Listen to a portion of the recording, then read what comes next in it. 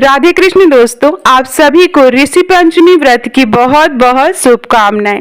मैं भाविनी मिश्रा अपने चैनल में आपका स्वागत करती हूं और आप सभी के स्वस्थ और सुखमय जीवन की कामना करती हूं। ऋषि पंचमी का जो व्रत है वह भाद्रपद माह के शुक्ल पक्ष की पंचमी तिथि को रखा जाता है। महिलाएं यह व्रत रजोस्वला दोष मुक्ति के लिए रहती हैं। तो आइए व्रत कथा सुनते हैं। पूजा के समय व्रत कथा सुनना अनिवार्य होता है, तो हाथ में पुष्प ले लेंगे और गायत्री मंत्र का जाप करेंगे और कथा शुरू करते हैं। ओम भूर्भुवस्वः तत्सवितुर्वरेण्यं भर्गो देवस्य धीमहि धियो यो नः प्रचोदयात्। तो कथा शुरू करते हैं। एक बार सुतास्व ने ब्रह्मा जी से कहा, पितामह कृपा कर मुझे नारी जाति के उद्धार एवं सर्व सुख को देने वाला कोई उपाय समझाइए। तब ब्रह्मा जी बोले, हे राजन, मैं आज तुम्हें नारी जाति के उद्धारक, समस्त पापों को नष्ट कर मनवांचित फल देने वाले व्रत के संबंध में बताता हूँ। भाद्रपद शुक्ल पक्ष की पंचमी के दिन संपूर्ण विधि विधान से जो नारी इस व्रत को करती है उसको अभीष्ट फल प्राप्त होता है। इस विषय में मैं तुमको एक अत्यंत पुरातन कथा सुनाता हूँ, उसे ध्यान देकर सुनो। विदर्भ देश में एक अत्यंत सदाचारी धर्मध्वज ब्राह्मण रहता था। उसकी स्त्री अत्यंत प्रतिव्रता सुशीला थी। उससे एक पुत्र एवं एक पुत्री पैदा हुए थे। पुत्र का नाम सुविभीषण था और उसने चारों वेदों का सांगोपांग अध्ययन किया था। कन्या का समय अनुसार अच्छे कुल में संबंध कर दिया था, किंतु दुर्भाग्य की वह विधवा हो गई और वह अपने सतीत्व की रक्षार्थ अपने पिता के घर रहने लगी। वह सपरिवार गंगा तट पर कुटी बनाकर एक ब्राह्मण बालकों को विद्या अध्ययन कराने लगे। एक दिवस माता पिता की सेवा करके कन्या शिलाखंड पर शयन कर रही थी। रात भर में उसके शरीर में कीड़े पड़ गए। सुबह जब ब्राह्मण के कुछ शिष्यों ने उस कन्या को इस दशा में देखा तो उसकी माता सुशीला को सूचित किया। माता चलकर गुरुपुत्री को देखिए। गुरु पत्नी ने जाकर उसे देखा। देखते ही सशंकित हो विलाप करने लगी तथा पुत्री को उठाकर ब्राह्मण के पास लाई। ब्राह्मण भी पुत्री की दशा देखकर अति विस्मित और दुखी हुए। तब ब्राह्मणी ने हाथ जोड़कर कहा, महाराज, मेरी पुत्री के शरीर में कीड़े पड़ने का क्या कारण है? तब ब्राह्मण ने ध्यान कर कहा, हे सुप्रिय, इस कन्या का अब से 7 जन्म पूर्व का हाल बताता हूँ, सो सुनो। उस समय यह ब्राह्मणी थी। तब रजस्वला होते हुए भी घर के तमाम बर्तन भोजन सामग्री छू ली। ऋषि पंचमी व्रत को भी अपमानजनक दृष्टि से देखा। उसी दोष के कारण पुत्री के शरीर में कीड़े उत्पन्न हुए हैं, क्योंकि रजोधर्म वाली नारी को पहले दिन चंडालिनी, दूसरे दिन ब्रह्मघातिनी, तीसरे दिन धोबिन के समान शास्त्रों में माना गया है। तुम्हारी कन्या ने ऋषि पंचमी के व्रत के दर्शन अपमान के साथ किया है। इससे ब्राह्मण कुल में जन्म पाकर भी दोष मुक्त न हुई। तब सुशीला ने कहा, महाराज, इस उत्तम व्रत का इस कन्या के समक्ष विधि पूर्वक वर्णन कीजिए, जिससे समस्त सांसारिक प्राणी लाभ उठा सके। ब्राह्मण बोले, हे सहधर्मिणी, यह व्रत भाद्रपद माह के शुक्ल पक्ष की पंचमी के दिन किया जाता है। पंचमी के दिन किसी नदी या जलाशय में स्नान करके वगत को धारण कर सायंकाल के समय सप्तऋषियों का पूजन विधि विधान से करना चाहिए। भूमि को गौ या के गोबर से लीप कर शुद्ध करना चाहिए। वहां अष्टदल कमल बनाकर नीचे सप्तऋषियों की स्थापना करनी चाहिए। इस व्रत को करके उद्यापन भी विधि पूर्वक करना चाहिए। चतुर्थी के दिन एक बार भोजन करके पंचमी के दिन व्रत आरंभ करें। सुबह किसी नदी या जलाशय में नित्य कर्म के निवृत्त होकर दातून करें। 108 बार दातून करने की प्रथा है। स्नान करें। गौ के गोबर से लीप कर सर्वोत्भद्र चक्र बनाएं। उस पर कलश स्थापित करें। कलश के कंठ में नवीन वस्त्र बांधें। पूजा सामग्री एकत्र कर अष्टदल कमल पर सप्तऋषियों की प्रतिमा स्थापित करें। फिर षोडशोपचार से पूजन कर रात्रि को पुराणादि ग्रंथों का श्रवण करें। विशेषकर शिव पुराण अति उपयोगी है। प्रातः सत्कर्मी ब्राह्मण को भोजन एवं दक्षिणादि देकर संतुष्ट करें। इस प्रकार व्रत करें तथा इस व्रत का उद्यापन भी अति उत्तम है। व्रतोद्यापन से नारी रूप लावण्य को प्राप्त कर सौभाग्यवती होती है एवं जीवन में धन संतान आदि का सर्व सुख भोग कर अंत में देवलोक में वास करती है। सुंदर आज्ञाकारी और दीर्घ आयु वाले पुत्र उत्पन्न होते हैं। जीवन में किसी भी प्रकार के कष्ट पास में नहीं आते हैं। तो इस तरह से यह प्रथम कथा समाप्त होती है।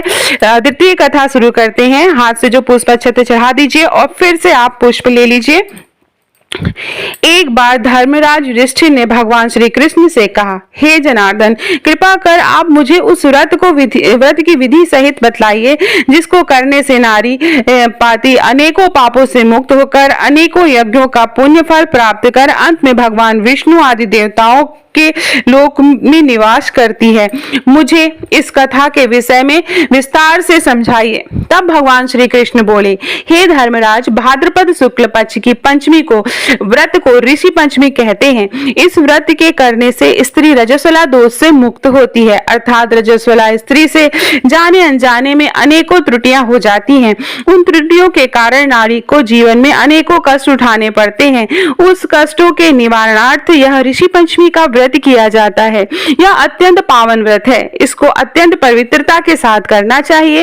इस व्रत को करने में किसी भी प्रकार की त्रुटि नहीं होनी चाहिए, क्योंकि जब देवराज इंद्र ने वृत्रासुर राक्षस को मारा था तब उससे ब्रह्म हत्या का पाप लगा था। उस समय ब्रह्म हत्या के 4 भाग करके एक भाग स्त्री के रज में, दूसरा नदी के फेन में, तीसरा पर्वतों में और चौथा भाग अग्नि की प्रथम ज्वाला में विभक्त किया गया था। इससे हर वर्ण जाति की नारी रजस्वला होने पर पहले दिन चांडालिनी, दूसरे दिन ब्रह्मघातिनी, तीसरे दिन धोबिन के समान दासी मानी जाती है। इससे उन दिनों में किसी भी वस्तु को छूना मना है। छूने से वह वस्तु अपवित्र होकर दूषित हो जाती है। इस ऋषि पंचमी व्रत को करने से वह दोष मुक्त होकर मोक्ष को प्राप्त होती है तथा पवित्र हो जाती है। हे राजा, विदर्भ देश में एक श्यनजीत नाम का अत्यंत प्रतापी, यशस्वी और न्यायप्रिय राजा था। उसी के राज्य में एक सुमित्र नाम का विद्वान ब्राह्मण था। उसकी पत्नी, जिसका नाम जयश्री था, ऋषि कार्य में अचानक रजस्वला धर्म को प्राप्त हो गई और वह समय अनुसार भोजन आदि प्रत्येक वस्तु को छूती रही। इस प्रकार समय पूरा होने पर दोनों ही पति पत्नी की मृत्यु हो गई। मरने के बाद पुनर्जन्म में ब्राह्मणी को कुतिया का जन्म मिला तथा ब्राह्मण को बैल का जन्म मिला तथा अपने तप के प्रभाव से दोनों को अपने पूर्व जन्म की पूरी बातों का स्मरण था। वह दोनों अपने पिता की श्राद्ध में, ब्राह्मण पुत्र ने अपने पिता की श्राद्ध तिथि के दिन विधि पूर्वक ब्राह्मण भोजन कराया तथा अपनी पत्नी को अत्यंत स्वादिष्ट पकवान बनाने की आज्ञा दी।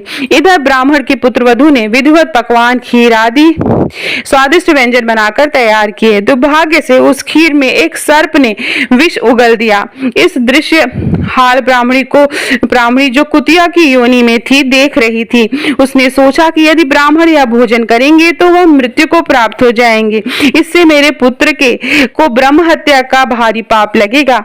इस प्रकार से सोचकर अपनी पुत्रवधू की दृष्टि बचाकर वह कुतिया खीर को जूठा कर देती है।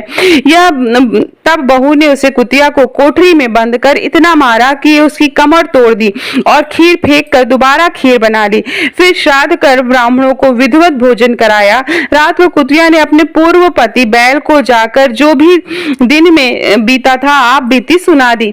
तब वह बैल बोला, हे प्रिय, क्या बात हुई, किस कारण लाठी मारकर तुम्हारी कमर तोड़ी? वह सारी कथा मुझसे विस्तार से बताओ। तब उस कुतिया ने बैल को समूचा वृत्तांत बतलाया कि किस प्रकार तथा किस कारण से उसकी पुत्रवधू ने लाठी मारकर उसकी कमर तोड़ दी थी। वह अपना संपूर्ण समाचार सुनाकर कहने लगी, स्वामी, हमारा इस योनि में से कैसे छुटकारा होगा? हमको किस अकर्म के कारण यह सभी दुख भोगने पड़ रहे हैं? ब्राह्मण का पुत्र वहीं पर छुपा सुन रहा था। उन दोनों को उनके आने का भी कुछ भान नहीं था। तब वह बैल बोला, हे प्रिय, तुम्हारी ही दूषित और पापों को भोगने हेतु आज मुझे बैल होना पड़ा है। यह कहकर उसने अपने पूर्व जन्म की वह संपूर्ण कथा बताई।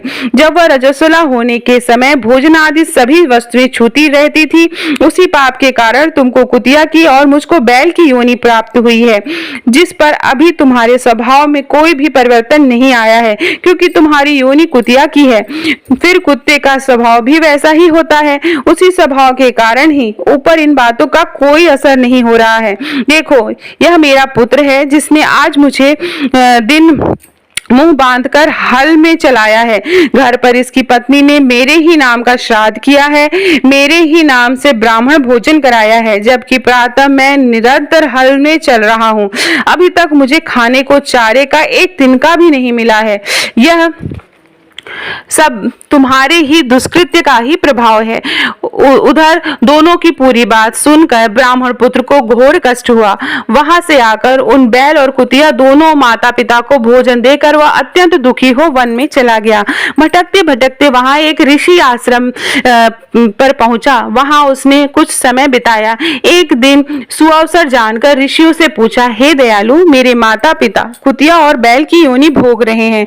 इस योनि से किस प्रकार मुक्त हो सकेंगे? कृपा करके मुझे कोई उपाय बतावें, जिससे कि मेरे माता पिता को मोक्ष की प्राप्ति हो जाए।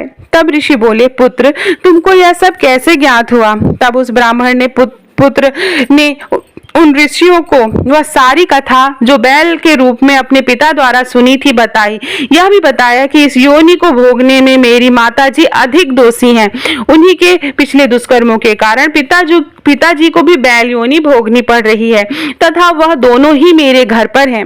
हे ऋषिवर, कृपा कर ऐसा कोई उपाय बताइए, जिससे कि मेरे माता पिता को इस योनि से छुटकारा मिल जाए तथा उनके संपूर्ण दोष नष्ट हो जाएं। ऋषि बोले, पुत्र, तुम धन्य हो। इस संसार में ऐसे पुत्र कम ही पाए जाते हैं जो अपने माता पिता के सुख चैन के विषय में सोचें। नहीं तो उन्हें तो अपनी और अपनी पत्नी और संतान की ही चिंता रहती है। तुमने अपने माता पिता को मृत्युआत्मा की मुक्ति हेतु सोचकर हमको बुलाया है। हे पुत्र, सुनो। पूर्व जन्म में तुम्हारे माता पिता ऋषि मुनियों की निरंतर सेवा में रहा करते थे। तुम्हारी माता जब रजोधर्म में थी, तब भी वह ऋषि सेवा कार्य करती रही। इस समय उनके द्वारा छुए जाने वाले प्रत्येक वस्तु दूषित हो गई। इस प्रकार ऋषियों का पर भी प्रभाव पड़ा। तब उनको ऋषियों ने गुप्त रूप से श्राप दिया। उसी से तुम्हारे पिता ने बैल तथा माता ने कुतिया की योनि में जन्म पाया है। अब इससे मोक्ष पाने के लिए तुम घर जाकर भाद्रपद शुक्ल पक्ष की पंचमी तिथि को ऋषि पंचमी का व्रत करो तथा दोनों ही पति पत्नी उस व्रत का फल माता पिता के हित में संकल्प कर दो। तब वे इस पशु योनि से मुक्त हो पाएंगे तथा स्वर्ग में आनंद से रहेंगे। तब इस व्रत और पुण्य कार्य से तुम्हारे माता पिता के आशीर्वाद से तुम भी कृत्य हो जाओगे। तुम्हारा कार्य ही निष्फल न होगा। अतः तुम यह कार्य दोनों प्राणी मिलकर श्रद्धा पूर्वक विधि विधान से करो। उस ऋषि की बातों को सुनकर ब्राह्मण पुत्र अपने घर आया तथा पत्नी को संपूर्ण वृत्तांत सुनाया। पत्नी की सहमति से दोनों ने उस व्रत को भाद्रपद माह के शुक्ल पक्ष की पंचमी तिथि को अत्यंत श्रद्धा पूर्वक विधि पूर्वक किया तथा पंडित जी को बुलाकर उस व्रत के फल का संकल्प अपने माता पिता के लिए किया, जिसके प्रभाव से वह दोनों ही अपनी पशु योनि से मुक्त हो गए तथा विमान द्वारा देवलोक को प्रस्थान कर गए। ही राजन, जो नारी इस व्रत का पूर्ण विधि विधान से तथा अत्यधिक श्रद्धा भाव से पालन करती है तथा सप्तऋषियों का पूजन आदि करती है, वह भयंकर रजस्वला दोष से मुक्त होकर धन धान्य पुत्र पौत्र आदि का सुख भोगती है और सौभाग्यवती होकर अमर पद को प्राप्त करती है। इसलिए इस व्रत को करने से नारी जाति का समस्त पापों से उद्धार हो जाता है। यह विशेषकर नारी के उपयोग का ही व्रत है। आत्म तुष्टि हेतु दंपति भी इस व्रत को कर सकते हैं, जो फल अनेकों तीर्थों को प्राप्त करने से प्राप्त होता है। हे युधिष्ठिर, इस व्रत का बड़ा ही महान फल मिलता है। श्री ऋषि पंचमी व्रत कथा समाप्तम। तो हाथ में जो पुष्प है वो भगवान को, ऋषियों को, सप्तऋषियों को अर्पित कर दे और कोई भी भूल चूक और हुई हो तो उसके लिए क्षमा मांगे, आरती पढ़े और इस तरह से पूजा संपन्न करें। वीडियो पसंद आया हो तो मेरे चैनल को प्लीज सब्सक्राइब करिए। इसी तरह की व्रत कथा और पूजा पाठ का वीडियो मैं बनाती हूँ। अगर ज्यादा पसंद आए तो प्लीज कमेंट बॉक्स में राधे राधे जरूर लिखिएगा। बहुत